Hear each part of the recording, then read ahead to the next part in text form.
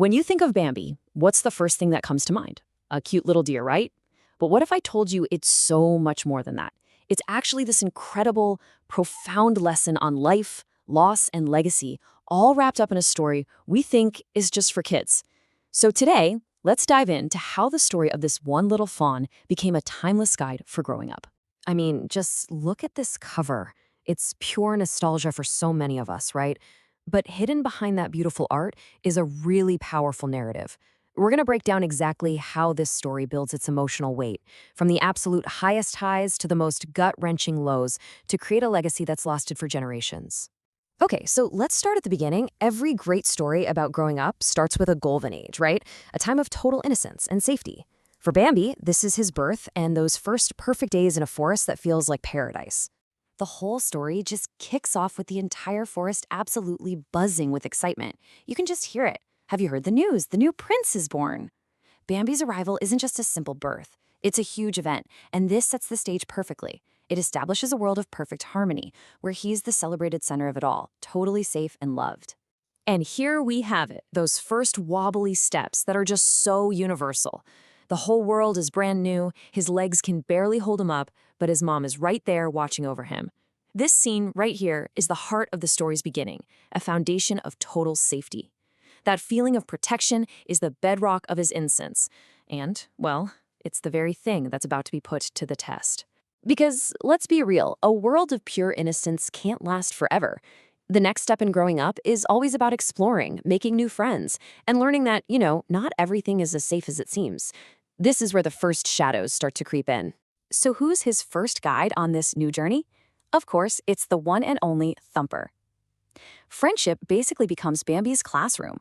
It's Thumper who teaches him his first words, shows him around the forest. He's the one who really opens up Bambi's world beyond just the safety of his mother. This has got to be one of the most charming moments ever. It just perfectly captures how pure Bambi's worldview is at this point. He sees this little skunk pop up from a patch of flowers, and what's the first thing he says? Pretty flower. It's such a simple, honest mistake, and it shows you a mind that literally only sees the good and the beautiful in the world. And this is what's so great about it, the power of that innocence. The little skunk isn't mad, he's completely charmed. You know the line, he can call me Flower if he wants to. And just like that, a lifelong friendship is born. Bambi, Thumper, and now Flower, they become this little crew, a support system built on just having fun and figuring things out together. But even with great friends, there are some lessons only a parent can teach. Bambi's mother brings him to the edge of the meadow. It's beautiful, wide open, but her warning is serious. She tells him, out there we are unprotected. This is the first real hint of vulnerability in Bambi's world, and all of a sudden, the beautiful meadow represents both freedom and serious risk. And that leads us to the story's great trial. Every coming-of-age story has that one moment where everything just breaks, where innocence is completely shattered. For Bambi, this is it. This is where the lessons get deadly serious, and the only thing that matters is survival. So, the scene is set in that beautiful but dangerous meadow. Bambi and his mother are out there enjoying the fresh grass, when suddenly the great prince of the forest, Bambi's father, appears. His presence is just powerful, ominous. He signals for everyone to run, and the air just fills with this terrifying sound. As they race away, Bambi is terrified, he's confused, and his mother delivers what might be the most chilling line in any animated movie ever. With the stark simplicity, she just says, "Man was in the forest." I mean, think about that line. Man isn't a character with a face or a motive, it's just a force. An abstract, unstoppable presence that brings nothing but destruction. It's the ultimate faceless villain.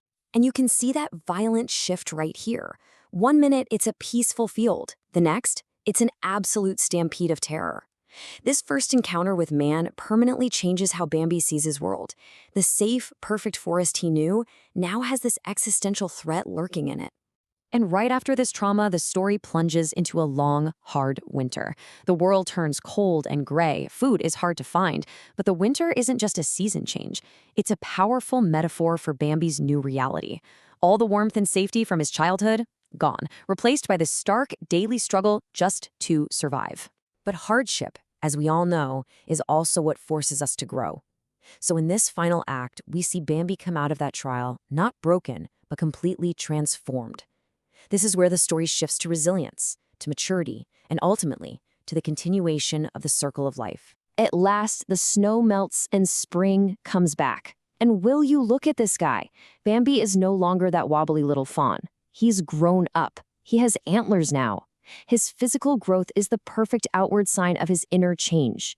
He made it through the winter, and he came out so much stronger. And, of course, with adulthood comes other feelings. Bambi meets up with his childhood friend Feline again, and our old friend Owl has the perfect word for it: Twitter-pated. This whole part about love and finding a partner is such a crucial step in his journey. It's all about building a future and starting a new family, making sure that life cycle keeps on going. But the threat of man isn't gone. This time, a careless campfire erupts into a massive forest fire. And here, we see a completely different Bambi. He doesn't panic and run. No, he senses the danger, he finds the source, and he rushes to warn Feline and everyone else. He is now the protector. Okay, this slide says it all, doesn't it? The comparison here is just incredible. On the left, you've got young Bambi being shielded by his mother, and then on the right, years later, there he is, a father himself, watching over his own kids. This one visual captures the entire theme of the story, the circle of life, right there. After the fire, life returns once again, and we hear that 2 new fawns have been born, Bambi's children.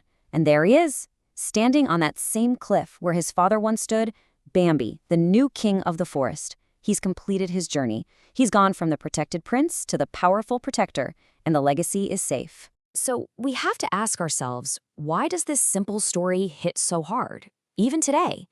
I think it's because Bambi's journey, well, it's our journey, isn't it? We all start out in a world of innocence. We all face some kind of great trial that forces us to grow up. And eventually, we all have to take our place in the ongoing circle of life. It's a simple story from the forest that somehow manages to tell a universal truth about all of us.